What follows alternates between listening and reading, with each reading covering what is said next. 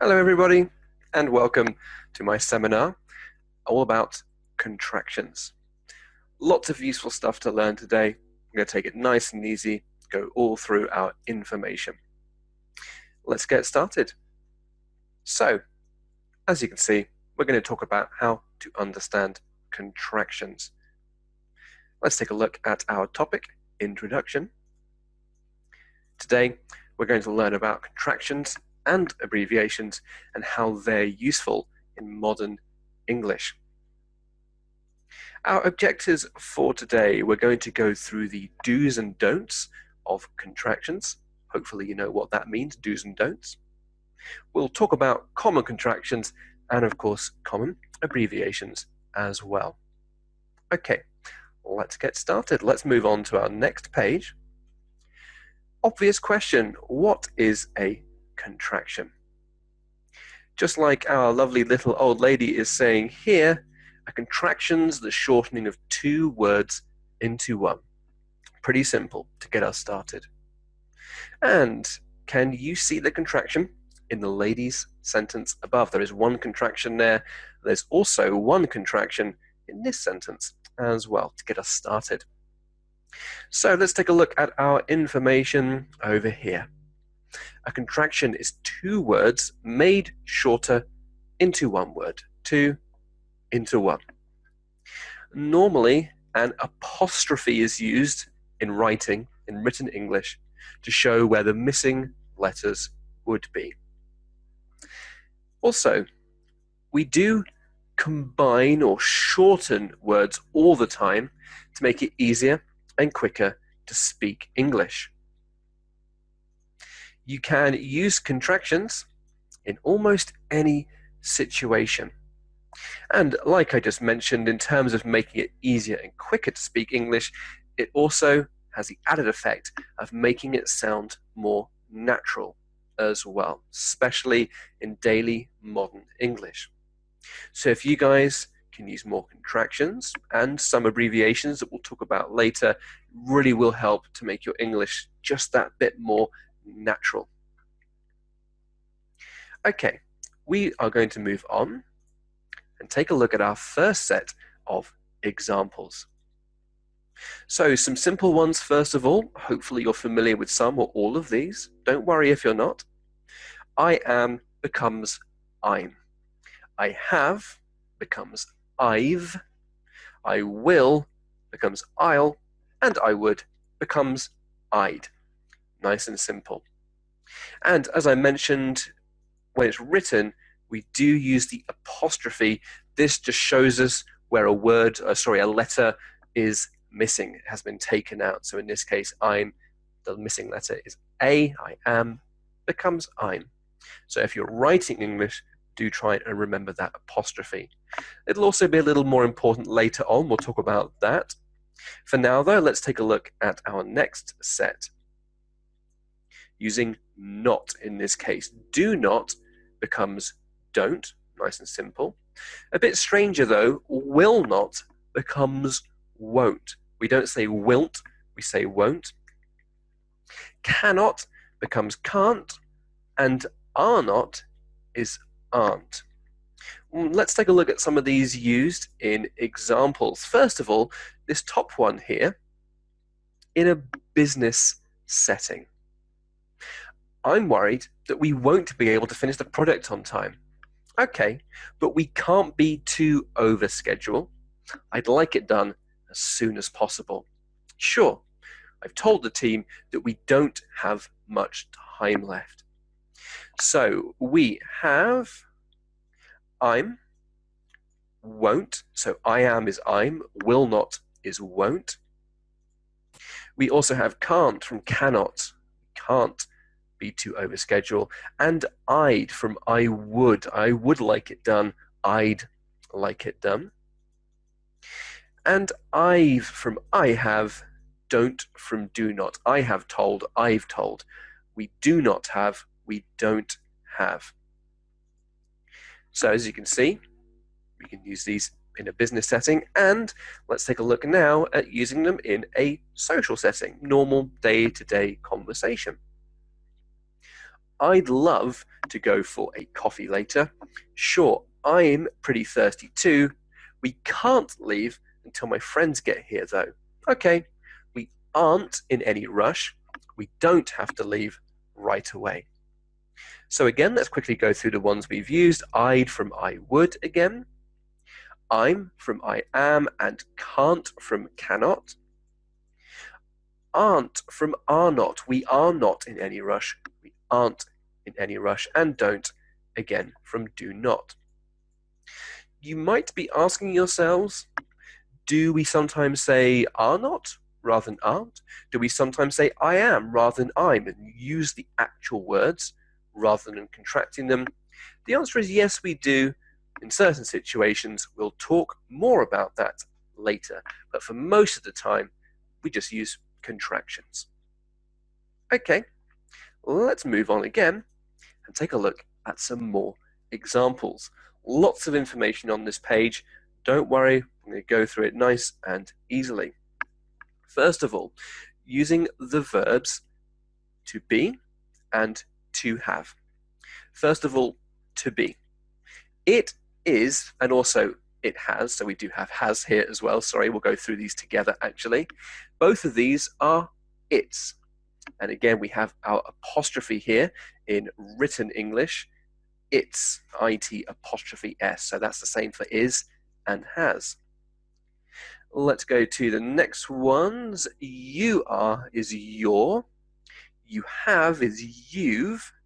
He is and he has is he's. She is and she has is she's. We are, we're. We have, we've. They are, they're. They have, they've. And an extra one here, let us is let's. In fact, we pretty much never say let us, we only ever say let's. Now, something important here to mention, let's take a look at our little don't forget box down here. So we talked about apostrophes, and it does become important actually to separate our contractions from our possessives and some other things as well. For example, it's without an apostrophe, its, is the possessive of it.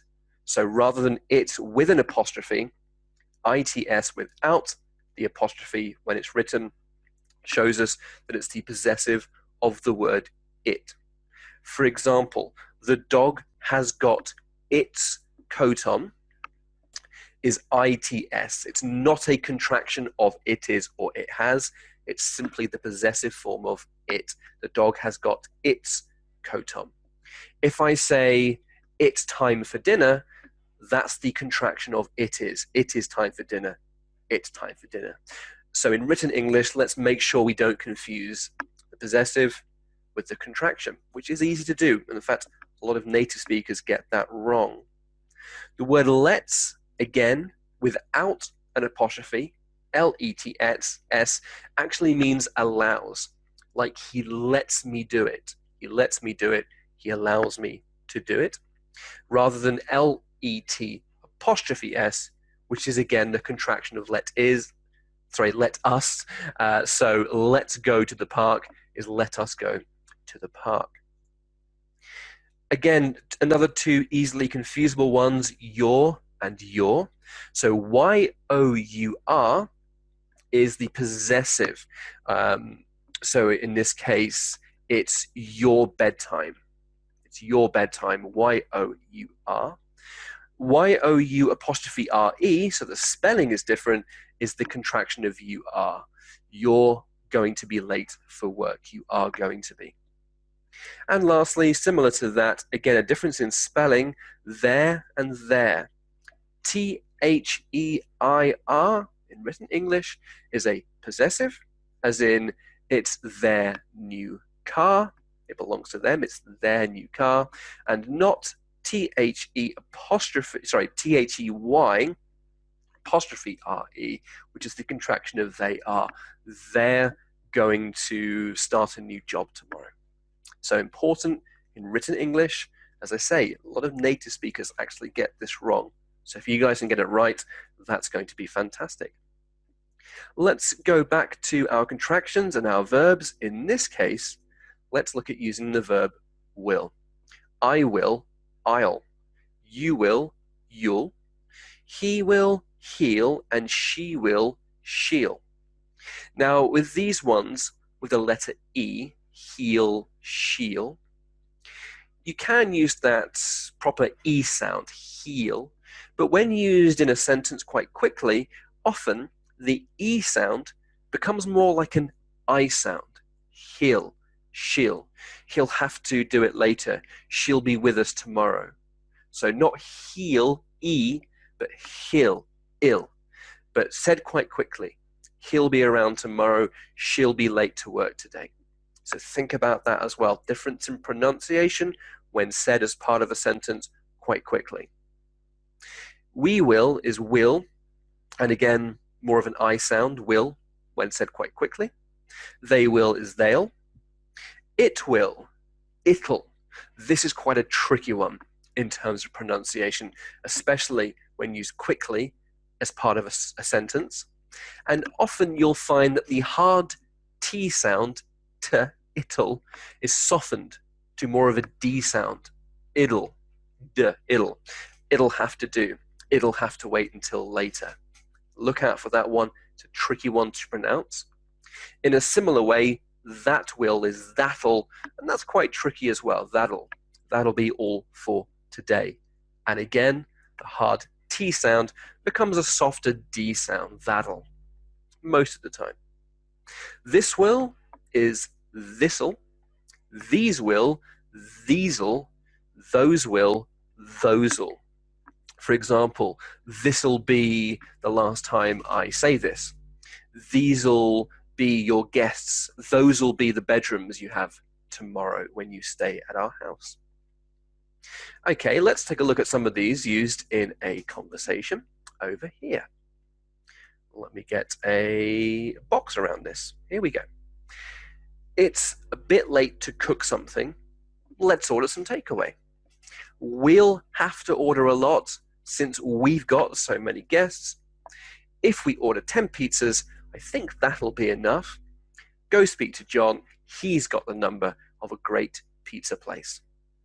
Let's go through these one by one, actually. So it's, in this case, is it is. It is a bit late.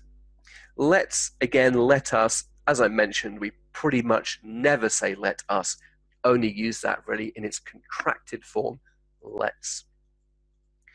We'll from we will have to order, we'll have to order.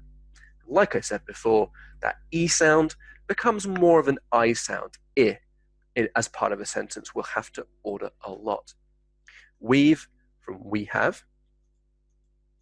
In the case of using that'll in this sentence, that will be enough, that'll be enough, you could also use it'll. If we order 10 pizzas, I think it'll be enough. You could use either there. And again, said quite quickly in the sentence, that'll be enough, it'll be enough, with more of a soft D sound, it'll. And in this case, the last sentence, he's. And this is not he is, it is he has. He has got the number of a great pizza place.